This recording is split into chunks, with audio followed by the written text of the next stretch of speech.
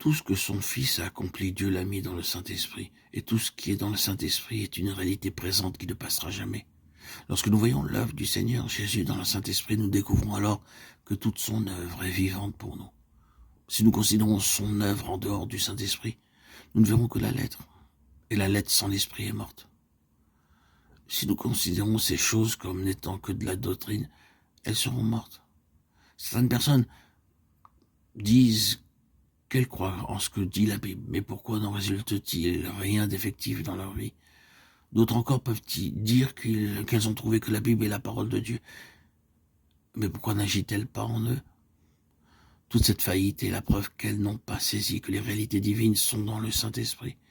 Car si toutes les choses qui touchent à la personne de Christ sont traitées de manière livresque ou doctrinale, elles deviennent des choses du domaine du passé. Cependant, si elles sont considérées dans le Saint-Esprit, elles ne deviendront jamais des choses passées, mais demeureront toujours des réalités vivantes. Alléluia. En Christ, rien n'est du domaine du passé, mais un éternel maintenant. Christ est toujours encore le grand je suis. Il n'appartient pas au passé, il ne passera jamais. Alléluia. Notre Seigneur demeure pour toujours. Tout en lui est plénitude de vie et d'Esprit Saint. Si nous demeurons en lui, nous ne passerons pas. Christ est le Seigneur de l'aujourd'hui, du maintenant. De l'ici et maintenant, il n'y a rien de révolu en lui. Tout ce qui est contenu en Christ est éternellement présent.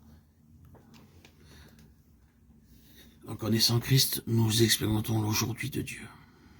Il est un continuel, permanent, présent.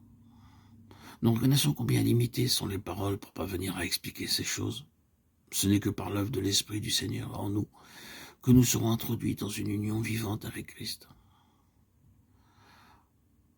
En étant unis à lui, nous verrons que tout ce qui est en Christ est actuel, ne passera pas.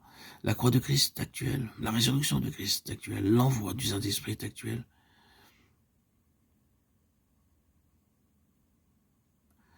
Et la plénitude de sa personne en nous est aussi actuelle. Tout ce que Dieu nous a donné en Christ est actuel.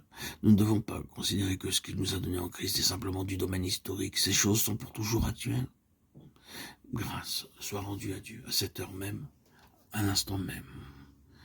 Christ est encore celui qui maintenant est. Louange à lui, il est le Dieu de l'aujourd'hui. Il ne passera jamais. Rendons grâce à Dieu pour cet immense et merveilleux enseignement. Dieu est le Dieu du maintenant, le Dieu d'aujourd'hui.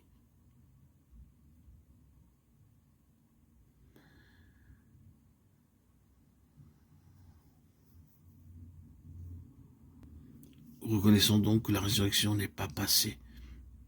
Elle n'est pas un fait historique. Elle est actuelle et toujours une réalité maintenant. La croix ne s'est pas retrouvée derrière la scène.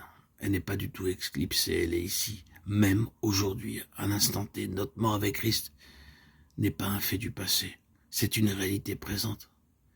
Car Dieu est le Dieu qui est maintenant pour toujours. Tout ce qu'il a fait en Christ est encore à jamais présent. Si nous considérons qu'un aspect quelconque de l'œuvre de Christ est du domaine du passé, cet aspect est mort pour nous. Il ne signifiera donc plus rien. Rendons donc grâce à Dieu, parce que rien de ce qu'il a fait en Christ n'appartient au domaine du passé.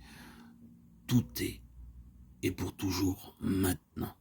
Gloire à Dieu au plus haut des cieux, et paix sur la terre aux hommes qu'il aime. À toi, Seigneur, tout honneur, toute gloire pour les siècles des siècles. Amen. Merci, Seigneur Jésus, de nous éclairer par cette richesse,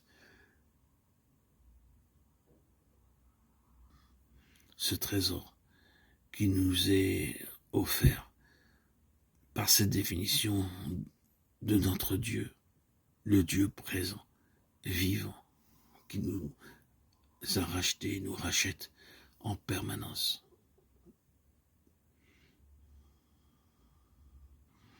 Dans sa merveilleuse et immense gratitude, immense miséricorde, immense amour.